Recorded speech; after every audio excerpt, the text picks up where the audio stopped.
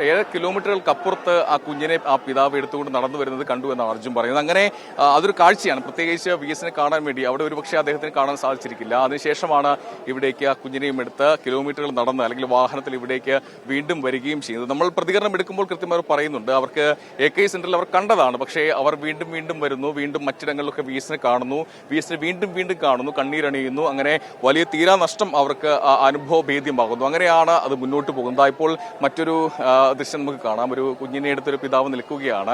അതാ കുഞ്ഞ് കൈയൊക്കെ ഉയർത്തി മുദ്രാവാക്യമൊക്കെ വിളിക്കുന്നുണ്ട്. അങ്ങനെയുള്ള കാഴ്ചകൾ നമുക്കിവിടെ കാണാൻ കഴിയും. എന്തായാലും ചെറിയ കുട്ടികൾക്ക് പോലും VS അറിയാം. VS എന്ന പേരാണ് അവർക്ക്. ചിലപ്പോൾ അച്യുതാനന്ദൻ എന്നുള്ള അടുവിലത്തെ പേര് അറിയില്ലായിരിക്കും, പക്ഷെ VS എന്നുള്ള പേര് അവർക്കറിയാം. പ്രത്യേകിച്ച് നമ്മൾ പറയുന്നത്, നമ്മൾ പഠിക്കുമ്പോഴൊക്കെ ഇപ്പോൾ വിദ്യാർത്ഥി പ്രസ്ഥാനങ്ങൾക്ക് പ്രവർത്തിക്കുമ്പോൾ VS എന്നാണ് നമ്മൾ പറയുക. VS എന്നൊരു വാക്കായിരിക്കും നമ്മൾ പറയുക. അങ്ങനെ ഒരു വാക്കൊക്കെ പറഞ്ഞാണ് VS നമ്മൾ സംബോധന ചെയ്തിട്ടുള്ളത്.